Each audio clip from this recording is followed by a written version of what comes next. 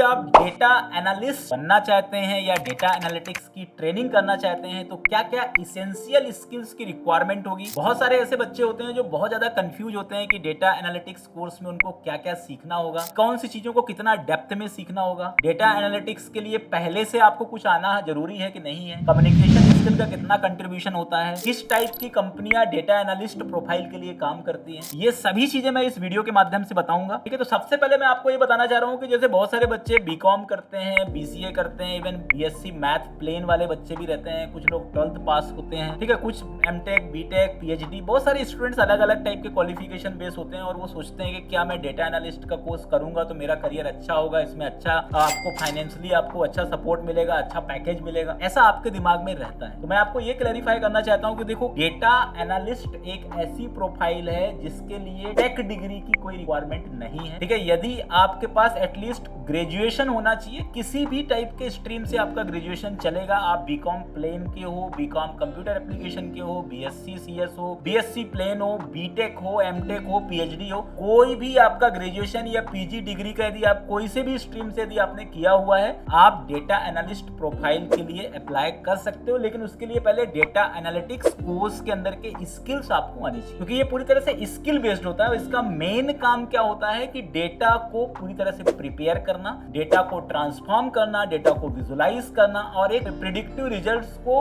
Represent करना। किसके लिए? क्लाइंट्स के लिए। क्लाइंट्स के रिक्वायरमेंट के अकॉर्डिंग आपको बहुत सारे अलग अलग टाइप के डेटा का पूरा विजुलाइजेशन करना पड़ेगा। ठीक है, एक तरह से देखा जाए तो प्रेजेंटेशन बनाना पड़ेगा आपको, जैसा आप क्लाइंट की डिमांड होगी, जैसा क्लाइंट का बिजनेस प्रोफाइल होगा, उसके अकॉर्डिंग आपको काम करना होगा। ठीक है, तो मतलब आपको पूरी तरह से क्लाइंट के अंदर, क्लाइंट के जो बिजनेस के अंदर का जो डेटा है ना, उसी पे आपको पूरा वर्क करना होगा। अब ये डेटा स्ट्रक्चर्ड भी हो सकता है, अनस्ट्रक्चर्ड भी हो सकता है, सेमी स्ट्रक्चर्ड भी हो सकता है। मतलब मेरा कहने का मतलब ये है कि डेटा आपका टेबल के फॉर्म में भी हो सकता है, डेटा आपका जेसन फॉर्मेट में भी हो सकता है, डेटा आपका टेक्स्ट के फॉर्मेट में भी हो सकता है, डेटा आपका मीडिया फॉर्मेट में भी हो सकता है। लेकिन आपका काम क्या है? उन सभी डेटा को सेग्रीगेट करना, उस डेटा को एनालाइज करना और उसका एक प्रॉपर प्रेजेंटेशन बना करके बताना कंपनी को कि आपके प्रोडक्ट है, इस प्रोडक्ट के अंदर इतना सेलिंग हुआ है, इस प्रोडक्ट के अंदर इतना कम सेलिंग हुआ। मैं एक एग्जांपल बता रहा हूं। ठीक है, इसके लिए क्या क्या रिक्वायरमेंट है? बहुत सारे कोचिंग सेंटर्स में आप डेटा एनालिस्ट के लिए जाते हो, कुछ लोग तो अच्छा कोर्स कंटेंट देते हैं, कुछ लोग आपको बिल्कुल नॉर्मल कोर्स कंटेंट पढ़ा देते हैं, कुछ लोग तो एक्सेल पढ़ा करके ही आपको विदा कर देते हैं। और बाद में जब आप इंडस्ट्री में जाते हो, आप एक्सेल और एसक्यूएल पढ़ के चले गए, कंपनी पूछती है कि आपको टैब्लू पता है, आपको पावर बीआई पता है, और कुछ लोगों को सिर्फ पता ही होता है, वो पावर बीआई के अंदर स्पेशलाइजेशन नहीं करते। तो मैं आपको यही क्लैरिफाई करना चाहता हूं कि आपको सभी टाइप के डेटा स्ट्रक्चर पे काम करते आना चाहिए। अब कुछ लोगों की डिमांड ये भी होती है कि डेटा एनालिस्ट में किसी भी टाइप की प्रोग्रामिंग की नीड नहीं होती, हम प्रोग्रामिंग क्यों करें? ठीक है, मैं इस पर्टिकुलर सिलेबस में तो इनका प्रोग्रामिंग भी लिखा हुआ है। तो देखो, यदि आप डेटा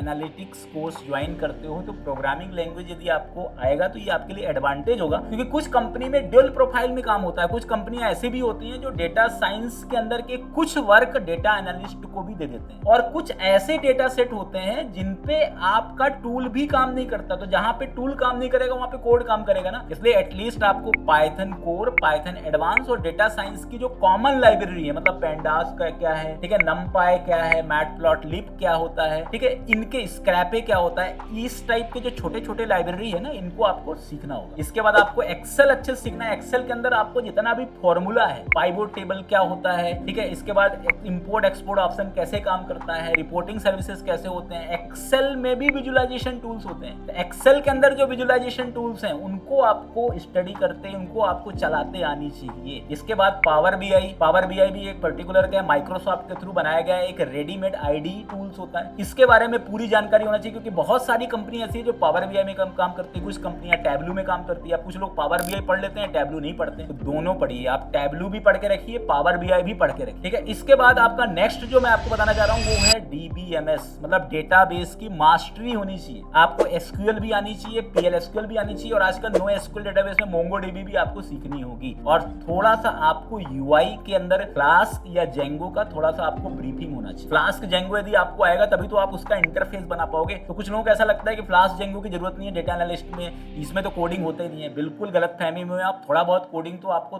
डेटा एनालिटिक्स प्रोफाइल में चाहिए। तो जो इसेंशियल स्किल्स मैं आपको बता रहा हूं वो इसेंशियल स्किल आप जरूर सीखिए। थोड़ा HTML, CSS, जावास्क्रिप्ट, जेंगो और फ्लास्क दो में से कोई एक पर्टिकुलर फ्रेमवर्क, ठीक है। पाइथन हो गया आपका, एडवांस पाइथन हो गया। डेटा साइंस का आपको इन डेप्थ में नहीं जाना है, डेटा साइंस के जो कॉमन लाइब्रेरी है वो आपको सीखना है, पावर BI सीखना है, टैबलू सीखना है, एक्सेल सीखना है, SQL सीखना है। अब आप सोचते हो इतनी सारी चीजें सीखनी पड़ेगी, क्योंकि आपका प्रोफाइल भी तो तगड़ा है, ठीक है। डेटा एनालिस्ट एक ऐसा प्रोफाइल है जिसमें यदि आपकी जॉब लगती है और यदि कोई अच्छी कंपनी यदि आपको मिल गई तो आप 10 से 12 लाख के पैकेज में भी जा सकते हो, लेकिन उसके लिए आपका स्किल होना चाहिए। ऐसा नहीं है कि आप बस हिंदी भाषी हो, आपको हिंदी आती है और आप चले गए अप्लाई करने, बीकॉम किया है, हिंदी आता है, 2-4 महीने का कोर्स कर लिया और चले गए इंटरव्यू देने के लिए, तो आपका सिलेक्शन कभी नहीं होगा। आपको सभी डायमेंशन पे काम करना होगा। आपका कम्युनिकेशन स्किल बहुत अच्छा होना चाहिए। अभी फिर से क्लियर कर देता हूं क्यों होना चाहिए, क्योंकि आपको प्रेजेंटेशन देना है। आपका कम्युनिकेशन स्किल यदि आपका नॉर्मल है ना, तो आप तब भी आपको इस प्रोफाइल में सिलेक्शन होने के चांसेस आपके कम है, क्योंकि डेटा एनालिस्ट एक ऐसा रोल होता है जिसका काम होता है प्रेजेंटेशन मेकर होता है और प्रेजेंटेशन रिप्रेजेंटर होता है। तो इसलिए आपको प्रेजेंटेशन देना है, आपको सबको समझाना है कि मार्केट की स्ट्रेटजी क्या है, हमारे कंपनी की बिजनेस स्ट्रेटजी क्या है, अभी हमारे कंपनी का क्या पर्टिकुलर टारगेट क्या है, हमारा गोल अचीव हुआ कि नहीं हुआ। ये वर्क आपको करना है, जिसमें कुछ काम आपको बिजनेस एनालिस्ट वाला भी करना होगा, कुछ काम आपको डेटा साइंटिस्ट वाला भी करना होगा, कुछ काम आपको स्ट्रेटजी मेकर का भी करना होगा, कुछ काम आपको सजेशन देने के लिए भी करना होगा, कुछ आपको क्रिटिसाइज भी करना होगा, कुछ आपको अप्रिशिएट भी करना होगा। तो इन सब के लिए मतलब पूरा टीम कोऑर्डिनेशन करना होगा, इसलिए आपकी इंग्लिश भी अच्छी होनी चाहिए। अब कुछ लोगों को ऐसा डाउट रहता है कि